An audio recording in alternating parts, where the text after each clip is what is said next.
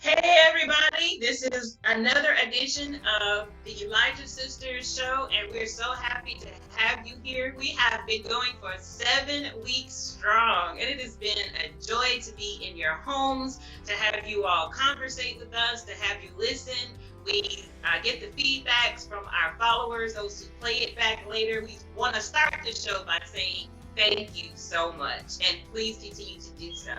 So we're in the middle, almost toward the end of August now. I cannot believe we are 8 months into this year. We're well past the halfway point of this year. And this month, this 2022 has gone by so fast. I remember when my kids were little, Chantalie's kids are still little. My kids are grown. In fact, my oldest son, who's 23, just moved away from home today. So all of my little birdies have flown the nest. I am officially an empty nester.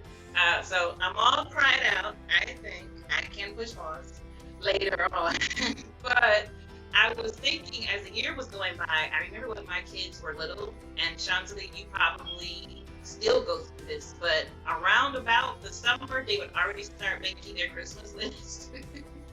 As the years were slower then, and now I'm really glad my kids are grown because I don't have the energy now. It's like gift cards and we're good. I was doing toward the end of high school. I just didn't want to shop anymore, and they just wanted money and phones, so they made my life so simple.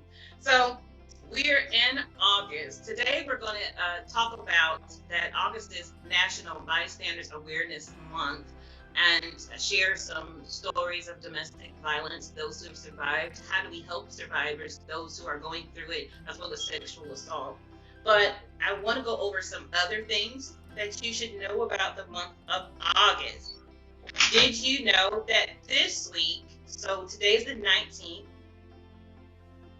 today will be from the 14th to I'm going to do the 14th to the 20th, and then the week going into, so you all can know what to do.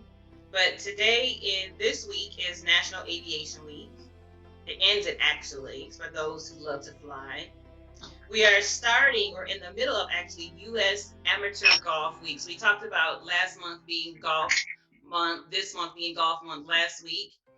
And so this week we celebrate the amateur golfers, and I happen to be very close to one. So golf is not my forte. It's not my golf. It's not my game. But as Chantalie and I said, and Angelique said last week, if it's your thing, this is your month. You swing away and have fun. Have y'all ever watched the Golf Channel, Shawnee and Angie? Like, have you ever stopped and watched it? I mean, not to put yourself to sleep, but that's a hard no.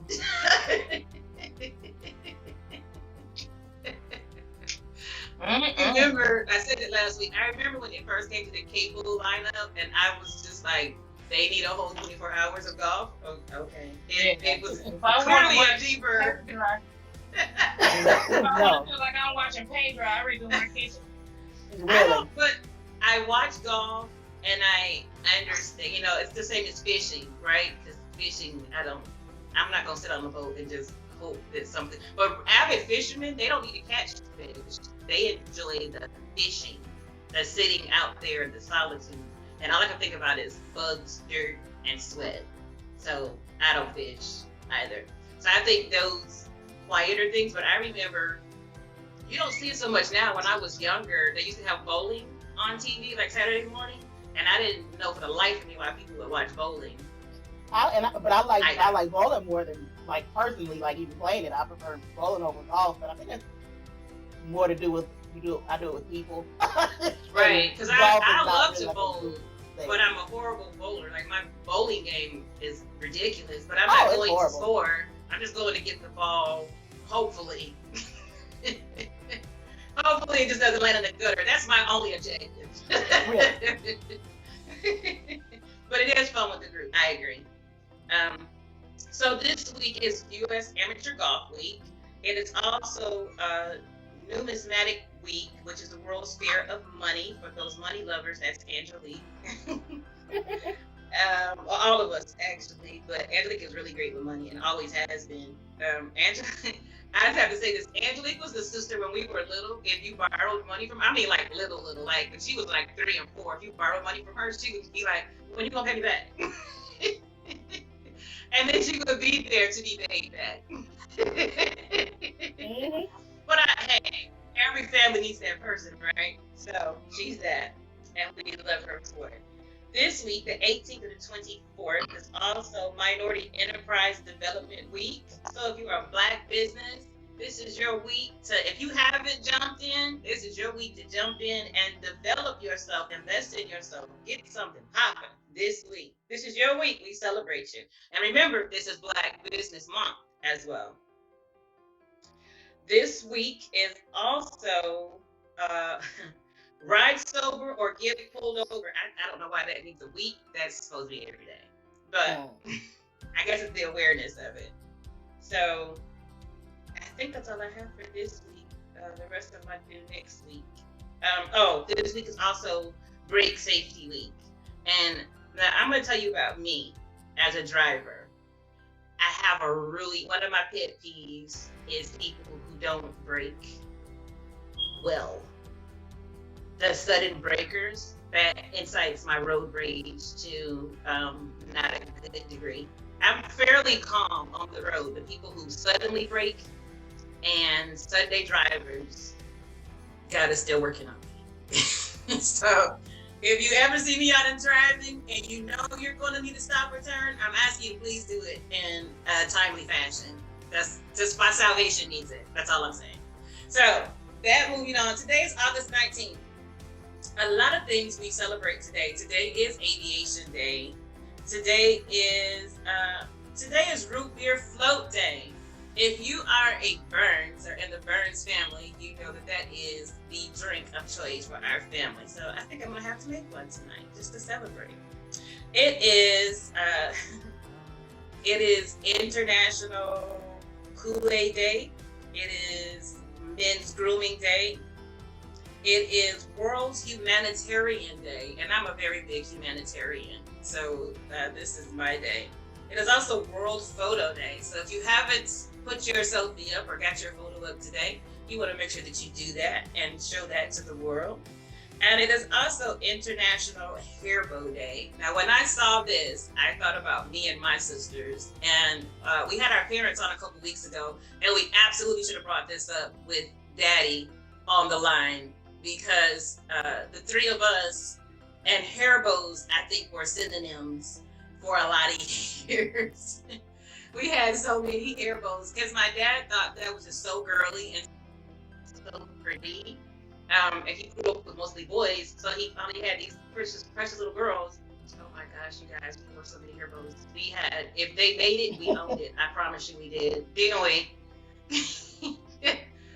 our life was hair bows and more hair bows. So when I thought about this, I almost wore a hair bow today and took a picture just for my dad. I maybe before the night is over with, just to make him smile, even at 44. And last but least, today is Coco Chanel Day. And let me tell you, we're all about being fabulous. This is your day, and I am all about that fabulous life. So we honor the mother of fabulousness, Miss Coco Chanel, today. So I wanted to start our day off with some interesting facts, because I believe in sharing those. And moving on. So we said today that it is, she's not on. I'll catch up with her later. I wanted to update on Brittany Griner. Do you have one, Chantalee? She'll be back with us later.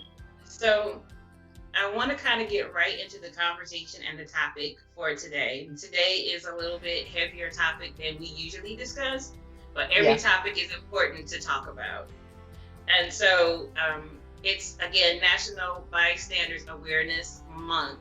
And we want to start off by saying it is our hope and prayer that by the end of this broadcast, if you hadn't considered who and what you are, that we encourage you to become an active bystander and not a passive bystander. There are two types of bystanders. The passive bystander says, that doesn't have anything to do with me. I'll just let it go. Somebody else will handle it. Somebody's life could depend upon you being an active bystander. Mm-hmm.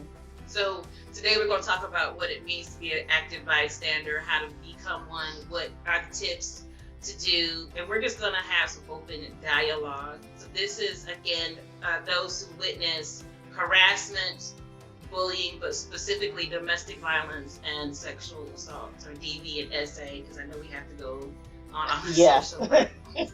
Don't want to be dinged, and we kind of want the monetization. So, I will start off by saying most people that are following me know my story, but my story never stops being told. I am actually both a DV and SA survivor, and I have appreciated having people to speak up when they saw something wrong, whether it was them witnessing it or them just witnessing my behavior. And sometimes it's just that. Sometimes you don't see the actual act, but you know that person has changed, whether that's a child or your best friend or a family member. And one of the things I saw was one of the biggest things to do was ask, is that person okay? And I appreciate all the people in my life who have asked me, are you okay? And all the different ways that it counted. I remember the first time I remember someone noticing was well over 20 years ago.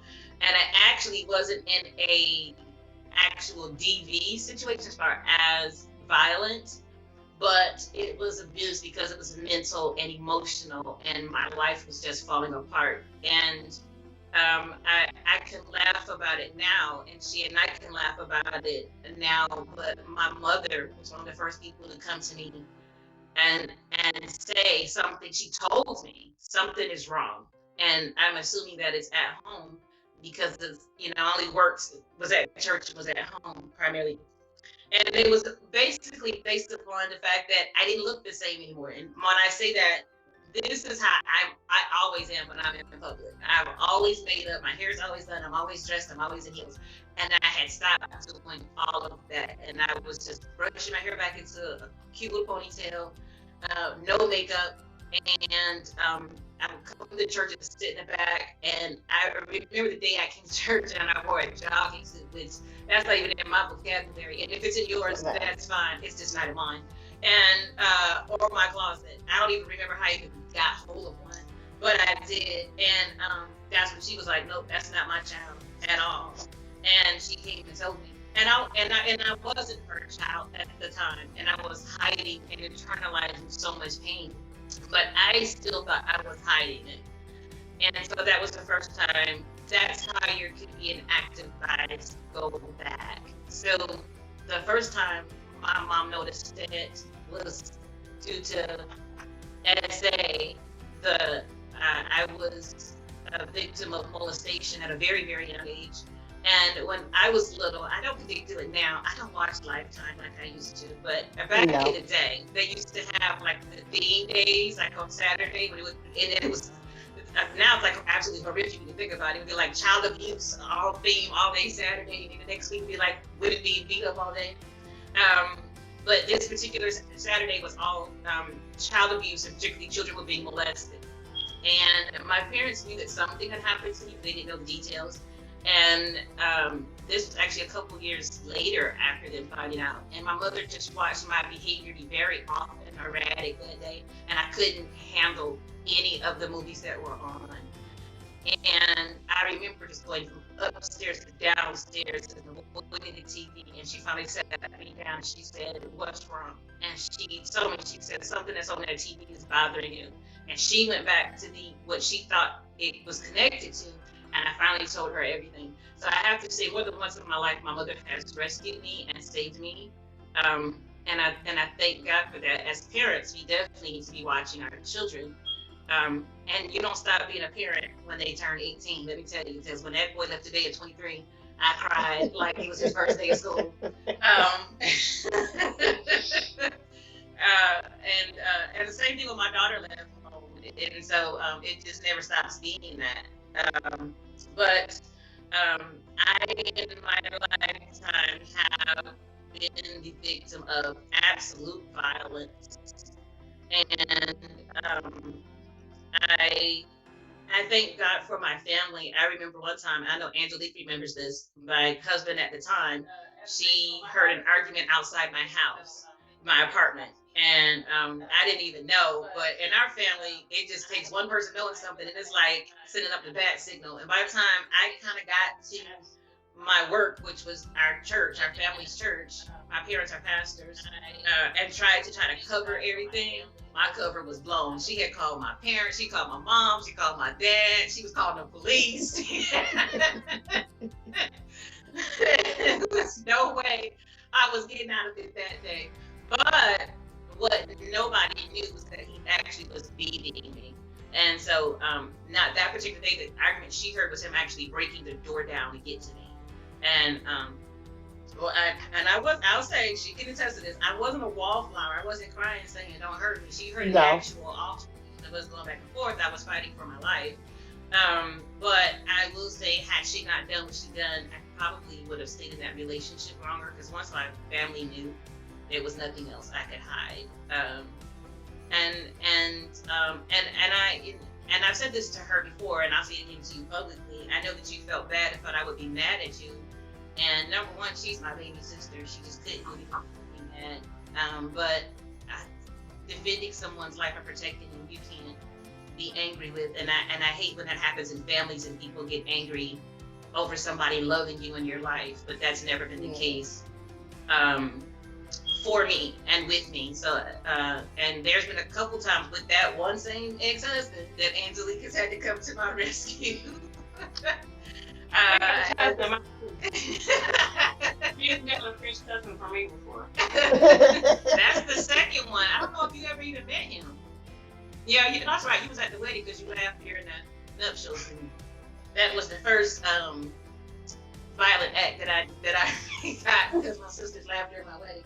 But anyway, that's not your fault. I'm just saying it occurred. And to this day, I don't even know what started. I was just about to say that. Like I'm like, to this day, and I'm like, we could not stop.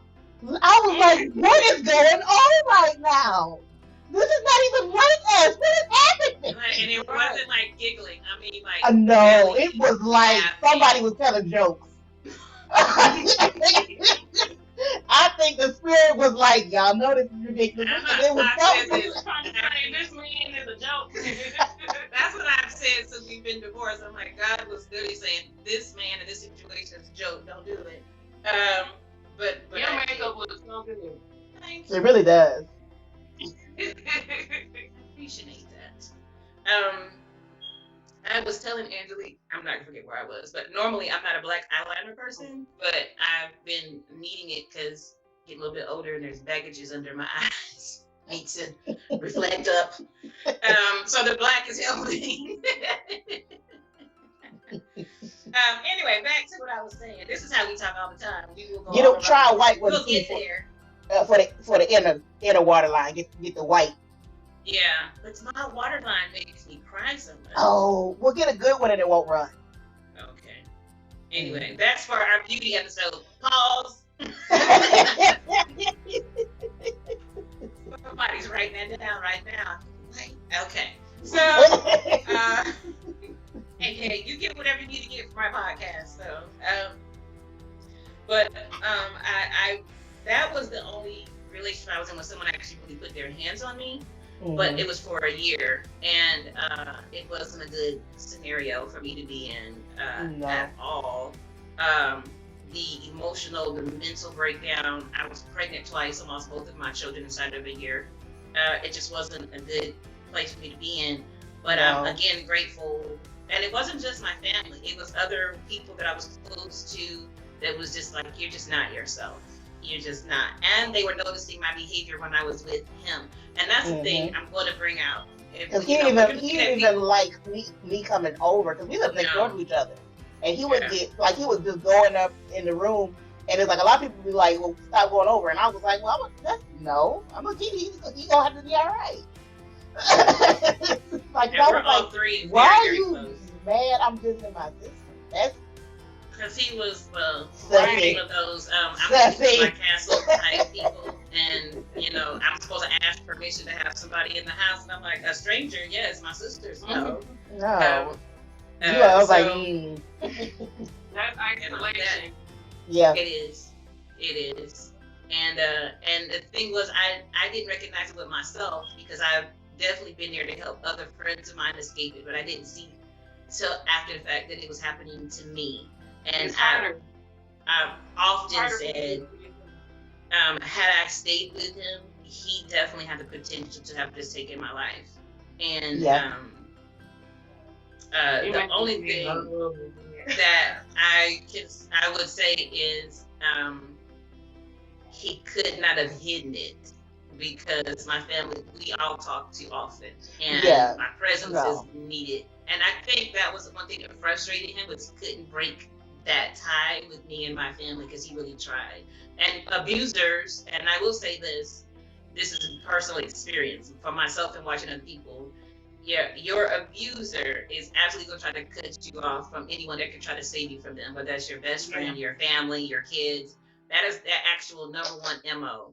So if you're listening to us thinking, if you know someone who you've been seeing and they're in a relationship and you're not hearing from them or seeing them, there's a part of a relationship where you're in that honeymoon phase where you're in love with that person, but that person just disappears. You should check on them. They may not be okay. And they may not be able to tell you. So you need to also be reading their cues. Because I could remember when I needed to start giving people cues that this isn't good, but I can't come out and tell you. So I would, people would ask me, am I okay? And I'd be like looking deep in their eyes. Like, I'm okay, but inside I was like, I am not okay. I used to be looking right here.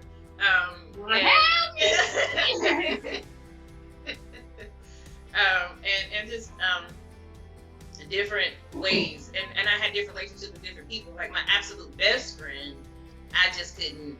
It was like my sisters. There was no way of hiding anything from her. She just knew me too well. But there were other people who were fairly close to me, who just knew me fairly well, and me falling back from a lot of things. That's never been me. So when I started just being like, I'm gonna just be at home, or I started missing stuff with church, that's never me. So for a lot of people, that was what's going on. And again, notice the behavior of that person when they're with that other person. If that's a child, do they change their behavior in the company of that family member or that family friend or that teacher?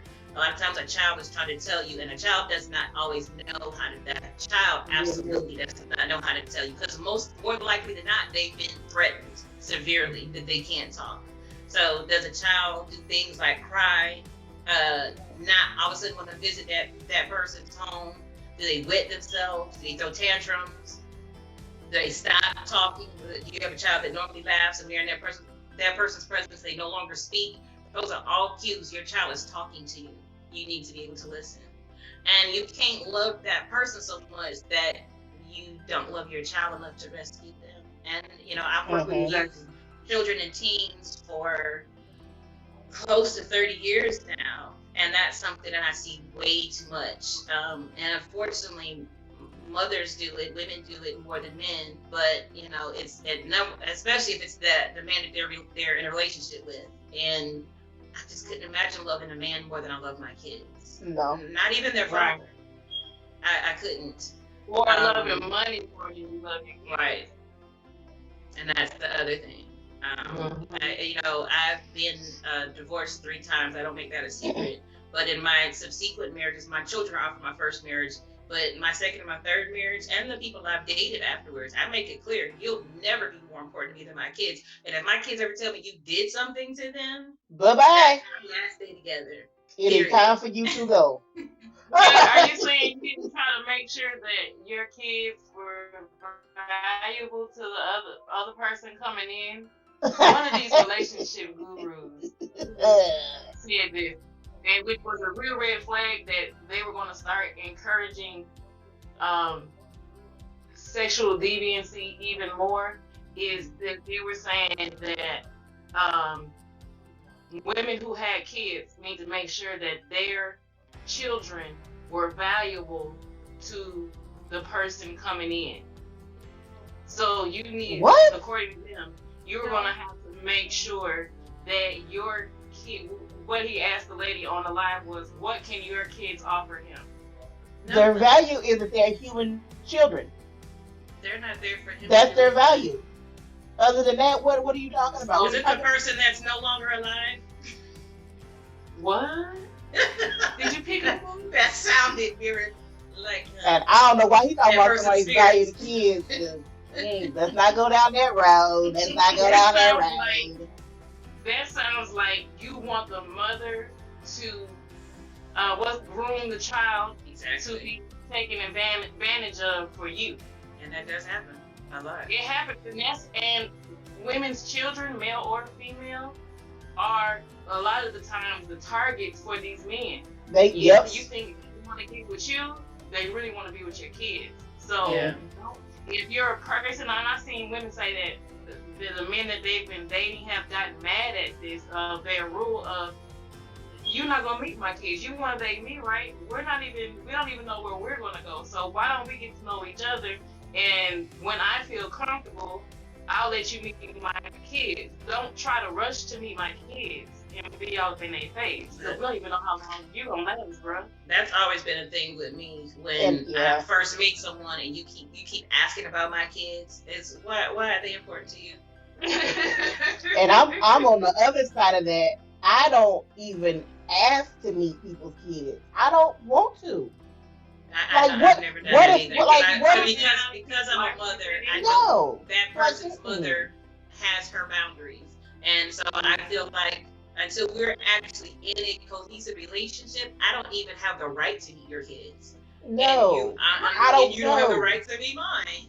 Like I don't like if we don't work out. No, and I'm like if we don't work out and say like I done got attached to your kids and your kids attached to me and now I'm just gone. Yes, and that's hard too. That's very hard. Mm-hmm. Yeah. So some of the ways that we can become active bystanders is assess safety. So we never want you to go into a situation where you're not safe first. Your safety is first. But can you help that person safely? Then you need to look at that. And sometimes I think bystanders do get themselves in trouble. When I think about if you see a man beating a woman and you go in trying to break it up, now you got your behind beat down. You probably should just call 911. So no one's asking you to be Superman or Wonder Woman if you don't need to be. And you can get her more hurt. You know, and you don't need that to happen either, or get her killed. And you don't want that to happen either. Try to be in a group. So never try to approach especially a violent situation, whether that's sexual or physical, by yourself. Because again, that can come back upon you. So try to come with multiple people. Because just because you see that person using their fist does not mean that they're not armed.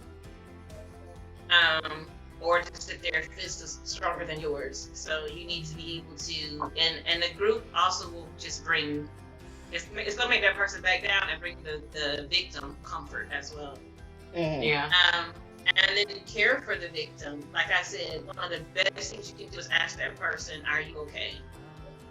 And they may not give you the answer that you want then, but you did your job. You know, I know plenty of women who are abused and they still go home to their abuser. I lived with mine for my physical abuser for a year, but again, all three of my marriages were abusive. They were mentally and verbally, horribly so, abusive and controlling. I lived in my first marriage for 8 years, my last one for 11 years. I'm certain, and I've spoken to many people, especially with my last marriage, that they knew something was wrong for several years. But you cannot make a person leave if they're not ready to leave. No. What I wish, though, in hindsight, and I told my close friends from my last marriage, I wish that they had not just asked, are you okay? Or said, like, I'm here if you need me, but I see something is wrong. and really told me, because I really thought I was faking the funk real good in that last one, and I come to find out I wasn't worth a darn. So, and it really hurt me to know, because I thought I was hiding it from my kids, that they saw practically everything and heard everything. And so I stayed for them. So had I known that I was affecting them, I would have gotten him. He wasn't worth anything that it cost me and my kids in the back end of it. So ask them if they're okay, and then let them tell you what they need. Don't tell them what they need. You know, they may just need to talk. You can't just run somebody to a rape crisis center or to a battered women's shelter. That may not be where their mental, I can tell you from going through it, that may not be where a person's mental state is at the time. And if a person has kids, you know, I always think, this is just me, I could be wrong, but I think that the mindset of a woman who doesn't have children is still different than the mindset of a woman who has children, and those children, especially if the person is the father of those children. And then her constant thought is, but my kids, but I'm taking my kids from their home, their safety, their comfort. If she's a woman who's not working, a lot of times that is, for the primary provider, then how do I provide for myself? That's what he's done. And if you have an abuser, he's also set himself up to do that. He's aware of what he's doing. That's different than a provider for your home. And so all those things, when I hear people question women, that breaks my heart. I think you should never question a woman. Why did you stay? Why did you leave? I had someone that I was really close to, and I personally just don't have a lot of communication with, because to her, she just can't understand why there was so much abuse in my life. And she's like, you could just walk away from abuse anytime. Ask anybody that's been abused, that's not necessarily true. And wow, also anybody. She's such a genius. Wow. So she solved it all. Of women who've been through it, and children. They just had to leave. You know, I definitely look back on my life and say I definitely had what was inside of me to walk away. But what I know to be true is an abusive person is a calculating person. And they will almost always start with your mind before they touch you, or say something off the wall, you know, push your boundaries. They've been breaking you down and the thing is, like Shanta used the term grooming, they've been grooming you for that. They've been waiting for that moment for a while. It doesn't always happen overnight. It almost never does. But when you can step back from it, you can look back and say, wow, this has been occurring for a while. You can see the pattern when you're away from it, but not usually when you're in it. And so let them tell you what they need, and then help them with what they need. You know, if she says she wants to go back home and she feels she could be okay, then just say, I'm available when you need me. Yeah. You know, now I think helping an adult is absolutely different than helping a child. If I know a child is being abused, then I'm going to do everything in my power to rescue a child, because they can't protect themselves, and they don't have all the rights an adult has. Yeah, that's completely different, because in some ways an adult has way more agency. You can't just, outside of like extreme circumstances, you can't just scoop up an adult and run. Right. You know, you because you know you can't do that. A child, no, I'm not gonna wait for you to inform me you're ready. You know, like that. That's completely different. That's completely different. A whole different situation. So they give us the 4 Ds, and I want us to be aware of the 4 Ds to be an active bystander, which is direct action. So it tells us to call out negative behavior to the person and tell them to stop. So whether that's someone being, hit, being cursed at, being bullied, harassed, or any type of SA, definitely that you need to let them know that you're aware of it and that you see it. And again, it tells you if when all possible, do it as a group. Take people with you. Don't aggravate the situation. So again, you don't want it to escalate, because if that person's already in a violent or frenzied state, you don't know where their head is or what they could do to the person they're victimizing or to you. And stick to exactly what has happened when you report it. Don't also exaggerate it. No one needs anything else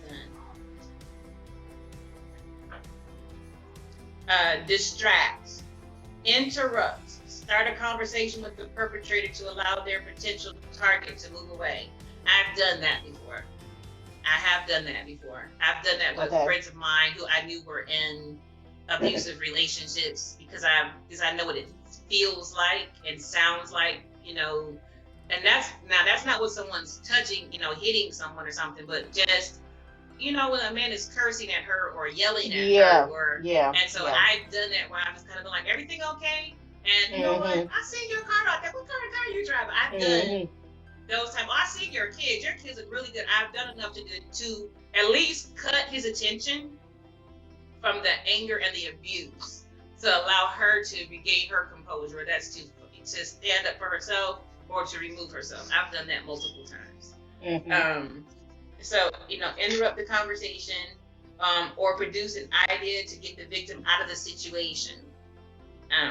Depending on what the situation is. Tell them, which I've done this before too, tell them they need to take a call, or you need to speak to them, or any excuse to get them to safety. I've done both of those.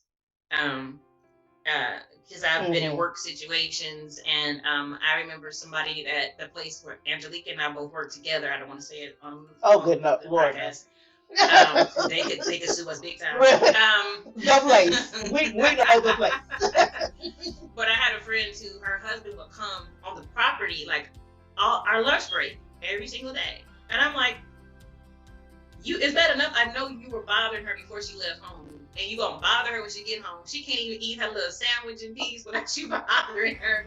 Yeah. And so when I became aware of it, when she really confided in me, because I'd already seen it and heard it, because he would drive up there, make her get in his car, and then curse her out for the whole 6 months. Good Lord.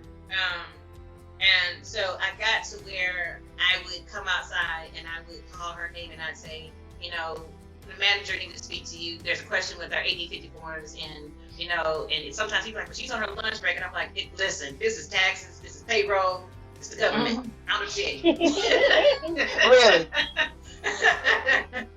Just enough to rescue her. And when she figured out what I was doing, she got to where she would text me. And he was looking for phones before.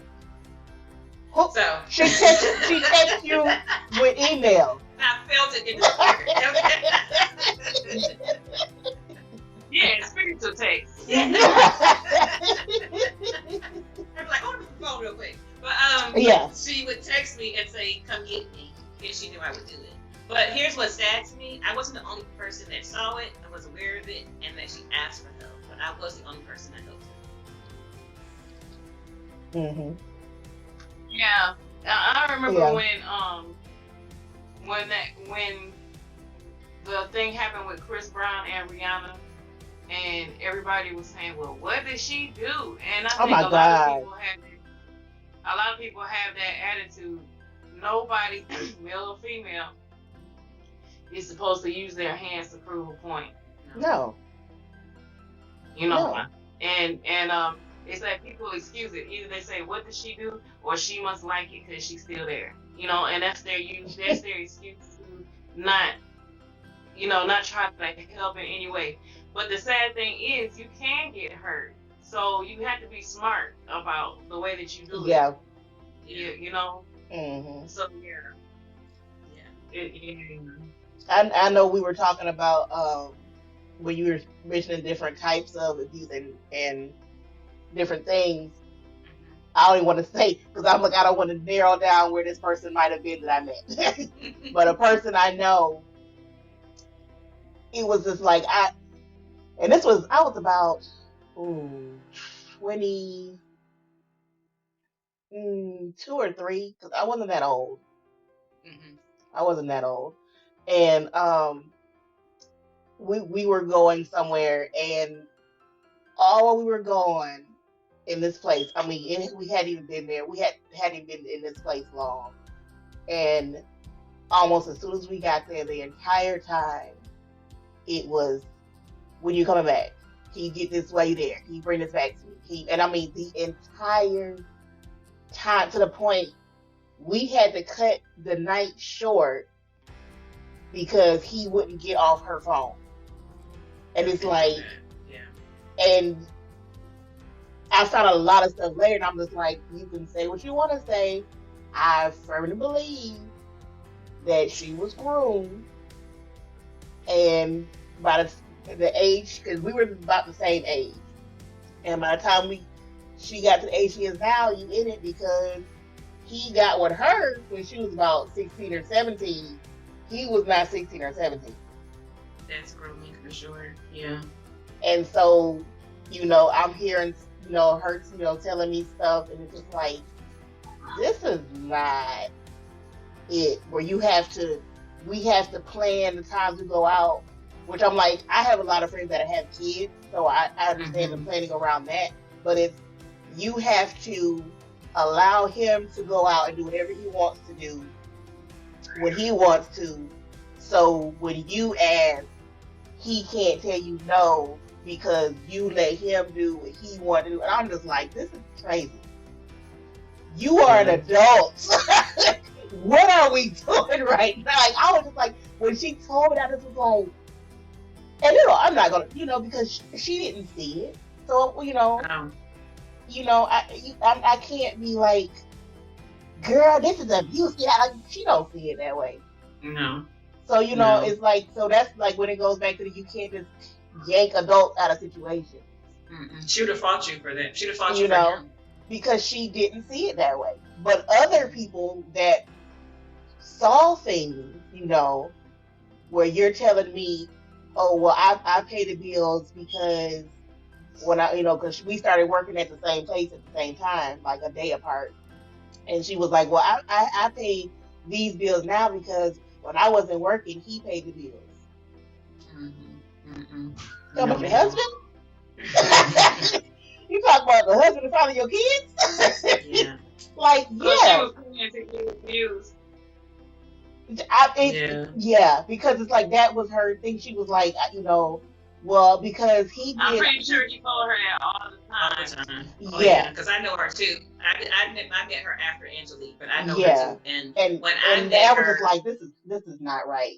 When I met her, it was much further in, and I was just like, oh, it didn't take me long to pinpoint it at all. Yeah, when you hear the stuff that's said, it's just like, oh. Well, okay. I know this with women in general, when they're always apologizing or explaining their husband or why they have to keep doing something. I'm just like, okay, I know what I'm hearing. Yeah, but she had a surgery for herself. She had weight loss surgery. And I remember when she had the weight loss surgery, she had it because, I inspired her to do so. And he was furious. Yeah. I mean, livid. Which they will tell you, and we'll probably do a show on weight loss and diet and health at a certain point too, because I went through the surgery some years ago now. They will tell you that a lot of people have weight loss surgery, their spouses or partners do leave them, which I think is just horrific. Because they'll say, like, if a man is with you because you're plus size, you need to stay plus size. You won't be with because you love me. Yeah. But and I don't even think he was with her because she was plus size. He didn't like that she got more confidence. That was what I was saying. Her issue was self-esteem, and because he told her, like, you're gonna be thinking you all sexy. The stuff he's telling her, you're gonna think you're this, you're gonna think you're that, you're gonna keep it. And I was her. Yeah, that's not even her personality. It's not even. No, that. it is not. She is not. That's not even her. She has become more confident, and I'm proud of her. But she wasn't. But not what he was projecting. That's a good thing. Yeah. That's really projecting. And it helped her because she started standing up to him. So she did. all of that made her a stronger person. I don't know that if they're still married or not. I haven't spoken to her recently. Me neither. But I do know that she's much happier just with herself. And so if a woman can get to the point they can at least speak for themselves, because you lose your voice inside of violence and abuse. And she did. Yeah. And that even goes back to the isolation because people didn't want to do stuff with her because they knew they didn't want to deal with him. Nobody had an issue with her, but nobody had an issue with her at all because she was cool. But it was like, well, if we do stuff, he's gonna call. He's gonna be something nobody wanted to do. So it's like that goes back to isolation. It's like we want to be with you, but we don't want to deal with him. So it's like if we don't want to deal with him, then we can't deal with her. It's like it's a horrible pattern. It's a horrible way. And abuse doesn't just happen male or female, because I know a lady who is a lesbian, and she was with this lady.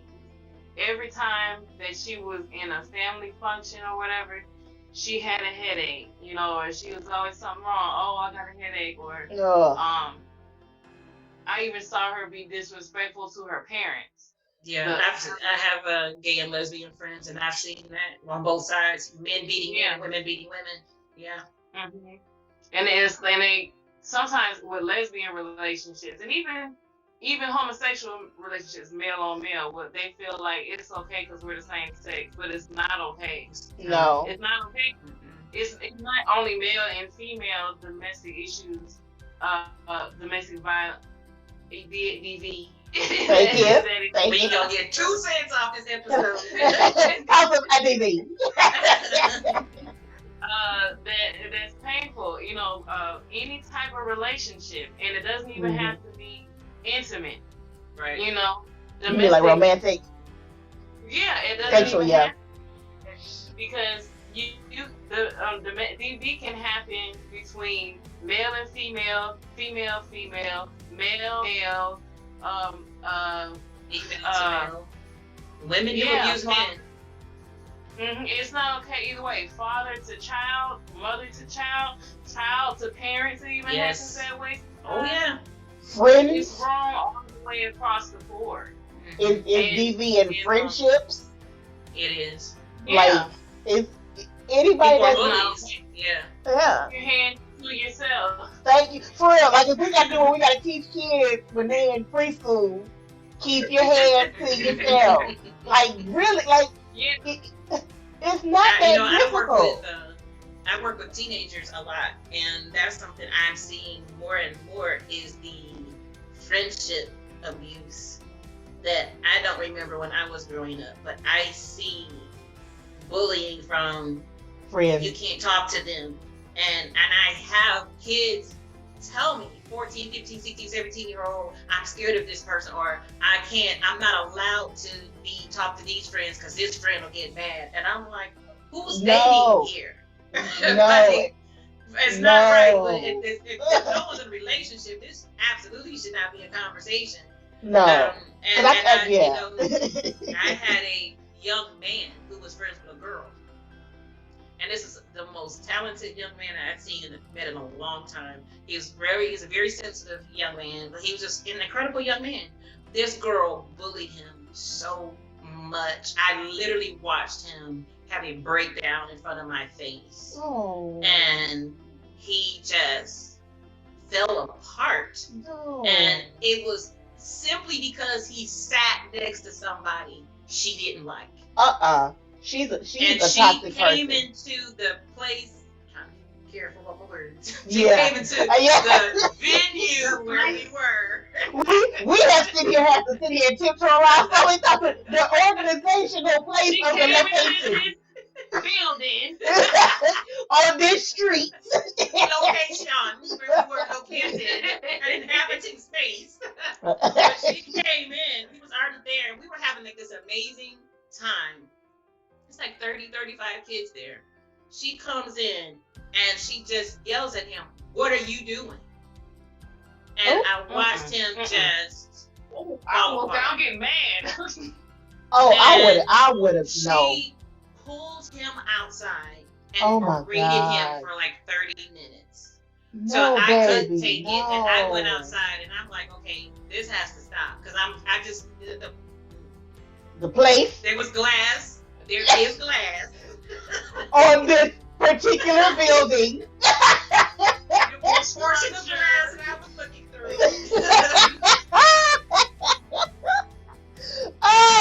tiptoeing so many places.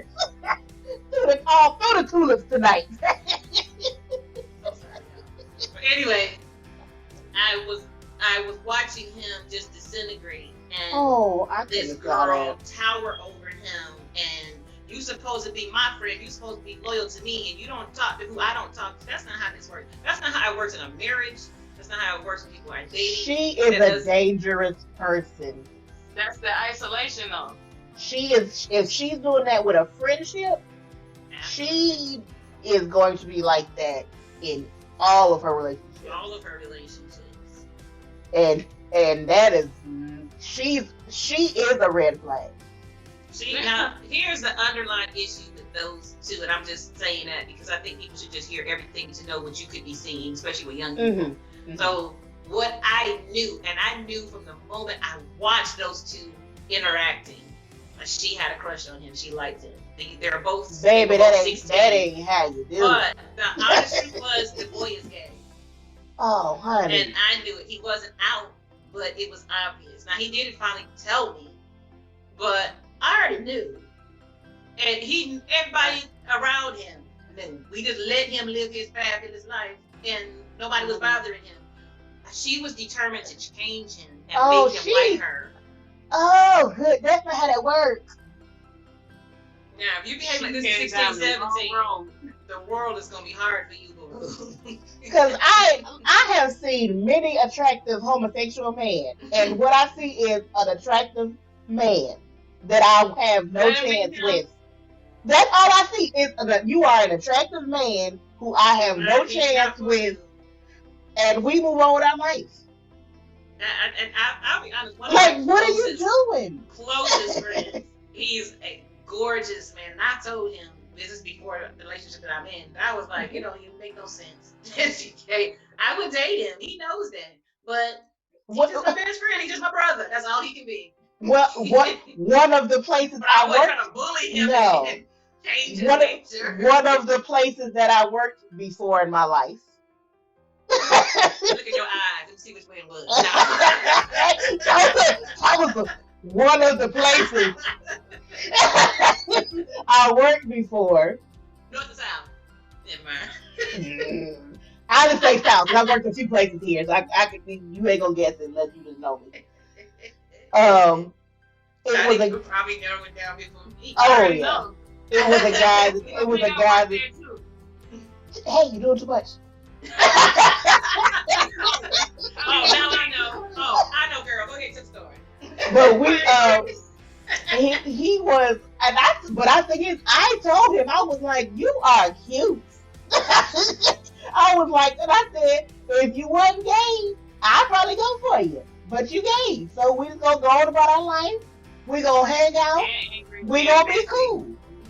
Well, but you wasn't trying to. I wasn't trying to turn him.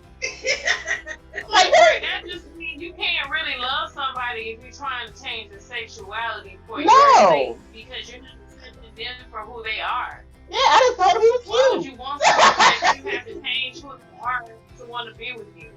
There are so many available people. Why do you need the one person that's not available to you? No, I wasn't trying to return them, unturn them, however you want to phrase it, reverse turn, backward turn, flip flop turn, flip flop back, whatever. Really, I just was like, he is what he is. Moving on. We went out, we hung out, we had fun. I want to say, to conclude the story, because people listening to this, I wonder what happened to those two young people. Unfortunately, he never came back to the place where I knew them from. I don't blame you. I was going to almost say it. And you gotta watch your words. To the place. But from he never did. To the structure. To the room where it happened. The room where it happened. That's it. You can Hamilton titles for the rest of the show. He didn't come back to the room where it happened. Girl, nobody wants it tonight. You got to make me, girl, go put that on my watch list. I done seen that thing about 3 times. Anyway. What? You know what? I hate it. I'm sorry, sidebar. I love Hamilton. And the white dude that was in it was hilarious. Oh, Jonathan Groff. Yeah. I had to pause it and almost throw up. Because he spit so hard. That girl, that is They the say he spit. does that in every show. They say that's him. They say that's him. He's a heavy spitter. That spit was the spit heard around the world. That literally was trending on Twitter when it hit. It really was. It really was. Like, cause I heard about that spit before I saw it on Disney Plus. I hadn't even watched it, and I saw that all over Twitter because people were talking about it. He made me have to watch something else for a minute. The good part is that was the worst one in it. But yeah. But they say that's him.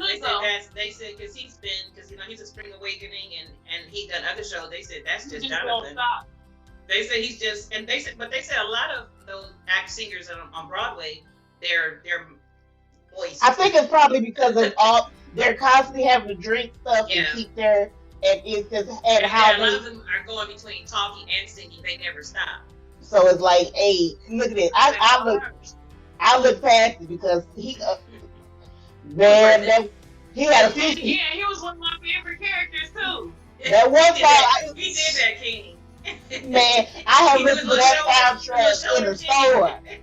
I listened to that soundtrack when I was going shopping with my headphones on, with my Ray-Cons in Food Line. Still listen to the soundtrack. It still holds up.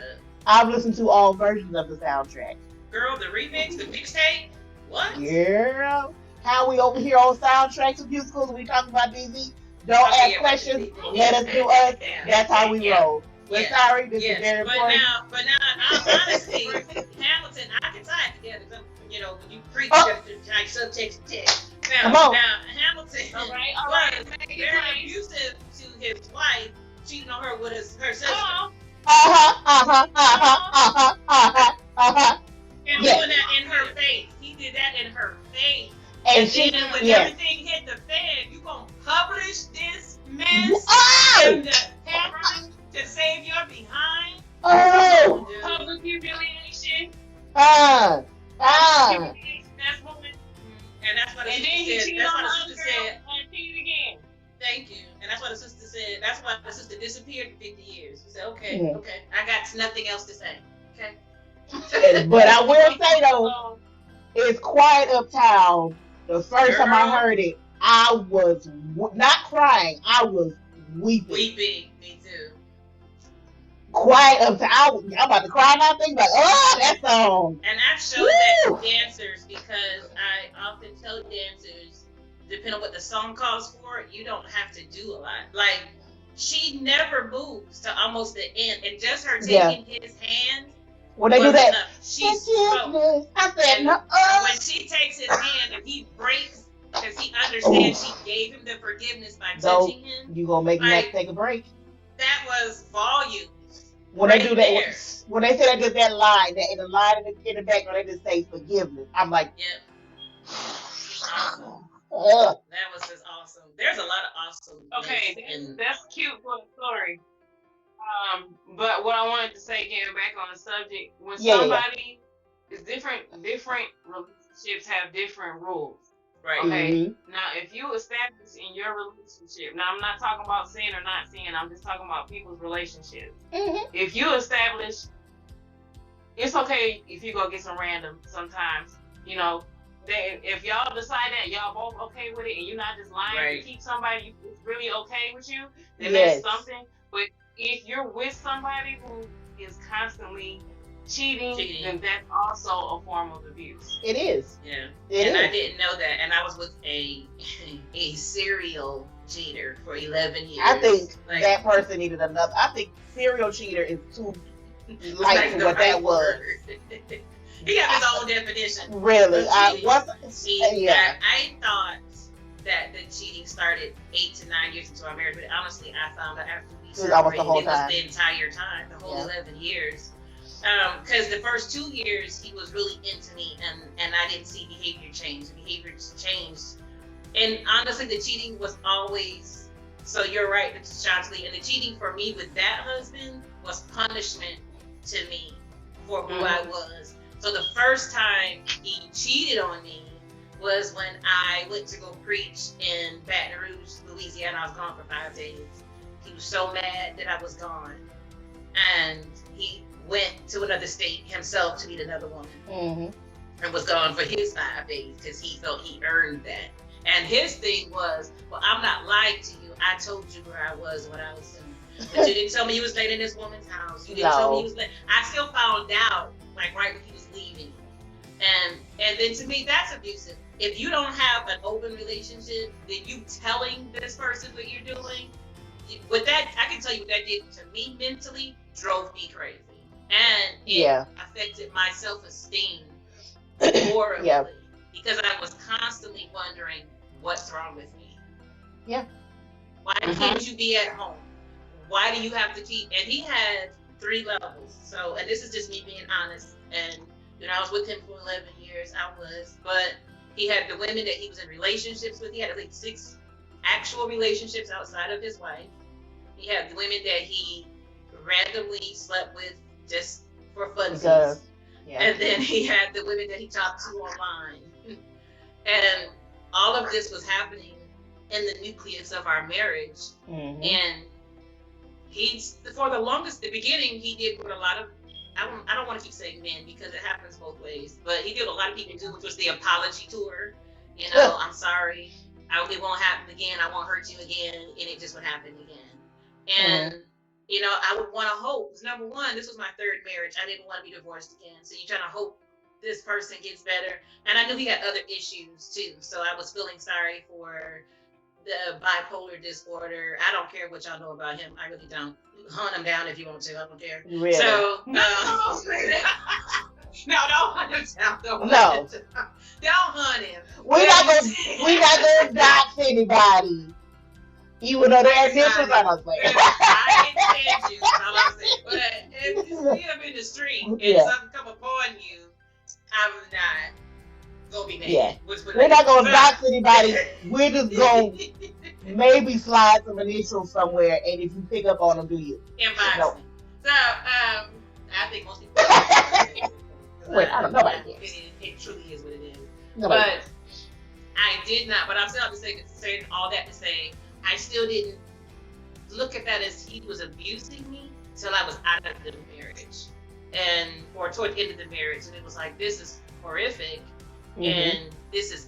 I mean, it's absolutely not love. You're just choosing to not be faithful at all. And 2 different times, he brought 2 of your girlfriends into my home, in my house. And that was one thing. When I knew he was cheating, one of the things I said to him was, don't ever bring a woman in my house. I was about to say what we normally say. I'm about to say, don't bring them in my house. But I'm being kind to the podcast.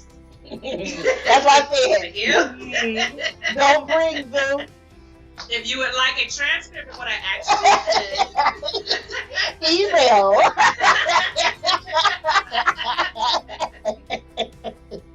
Okay. Right.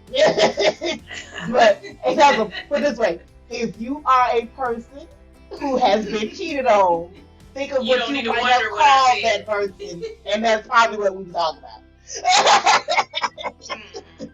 With some gravy on top, but and some bacon, just but it was just don't defile my home. Just don't do that. And both I think that's worse. This person as a friend. This is a coworker. This is just a friend. The only way to find out this is your girlfriend. And because I was figuring it out, he was like, "Well, let me tell you that this is my friend, so they'll get you off the scent." But I was never that stupid, because you're always with this person. This person isn't just your ride back and forth to work. You're hanging out with this person. Yeah. And one of the cruelest things he did, one of the cruel things he did to me with one of these women, he was with his relationship with one woman for like 1.5 years, close to 2 years.